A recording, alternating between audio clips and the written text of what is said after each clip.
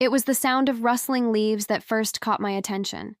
The wind was blowing through the trees, but there was something in the air that made it feel different, as if the mountain itself was alive, whispering secrets to anyone who would listen.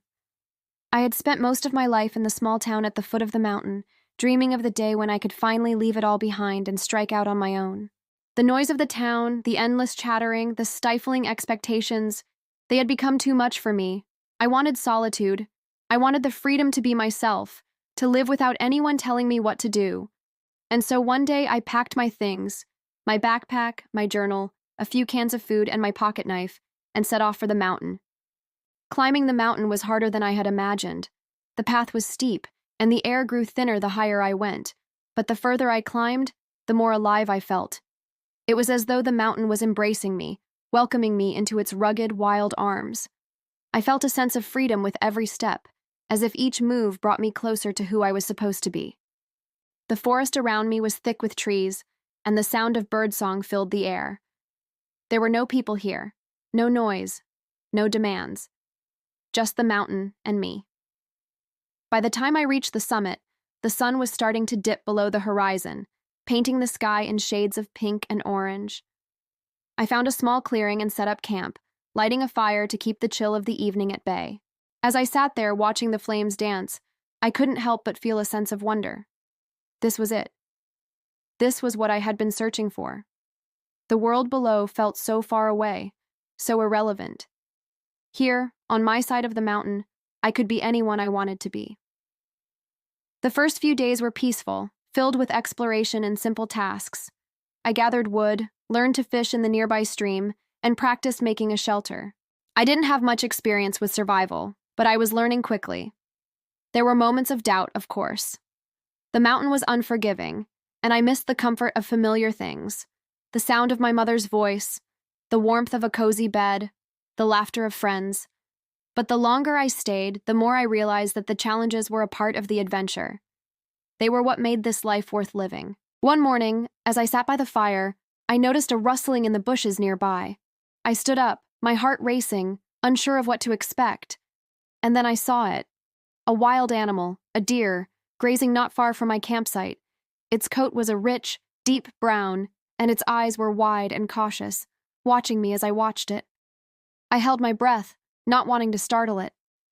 The deer stood still for a moment, as though weighing its options, and then, as gracefully as it had appeared, it disappeared into the woods.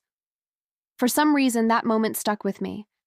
It felt like a sign, a reminder that I wasn't truly alone up here. The mountain had its own rhythm, its own life, and I was just a part of it. The days turned into weeks, and I settled into a routine. I woke up early with the sun, worked on my shelter, and spent hours exploring the mountain. I kept a journal, writing down my thoughts and observations, and sometimes I would sketch the animals and plants I encountered. There was a peace in the simplicity of it all. I didn't have to worry about anything except surviving and learning. But as the days passed, I began to notice things. Small things at first, footprints in the mud, a rustling in the bushes when I was sure I was alone. It was nothing alarming, just a sense that something or someone was nearby. I shrugged it off.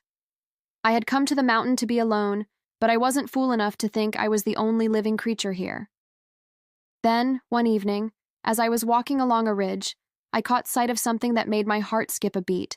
A figure crouching by the edge of the woods, watching me. My breath caught in my throat, and for a moment I wasn't sure if I was imagining things. But there, in the shadows, was a person. No, a boy, about my age. His clothes were ragged, his hair wild, and his eyes were filled with something I couldn't quite place. Fear? Curiosity? Or something else? I took a cautious step forward, unsure of how to react. "Hello?" I called, my voice trembling slightly.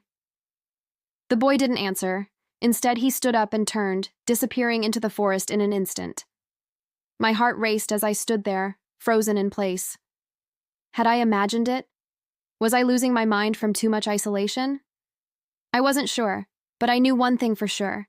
There was someone else on this mountain, someone who had been watching me. The next few days were filled with unease. Every time I ventured out, I felt eyes on me, always just out of reach. I tried to ignore it, but the feeling gnawed at me. Who was the boy? Why was he here? And why hadn't he spoken to me? Then, one evening, as I sat by the fire, the boy appeared again, this time much closer. He stepped out from behind a tree, his eyes meeting mine. He didn't say anything at first, just watched me as though trying to figure me out. I finally broke the silence. "Are you going to keep hiding?" I asked, my voice steady but my heart pounding in my chest. The boy shrugged, a slow, deliberate motion. "I didn't know who you were," he said quietly, as though the words were difficult for him to say. "Who are you?" I asked, feeling both cautious and curious. "I'm Sam," he said. "I've been living up here for a long time."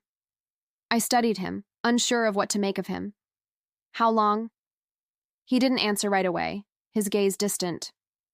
"Long enough," he finally said. It was then that I realized he was just like me. He had come to the mountain to escape, to find something, but unlike me, he had stayed. We spent the evening talking, slowly breaking down the walls that had separated us. Sam had been living on the mountain alone for years, learning how to survive in ways I hadn't even thought of. He had built his own shelter, learned to track animals, and knew the land better than anyone. Over the next few weeks, Sam and I spent a lot of time together. He taught me things I didn't know, showing me how to navigate the wild terrain, how to hunt, how to build traps. But he also taught me something more important: how to live with the mountain, to understand its rhythms, its quiet wisdom. He had become part of it, as I was starting to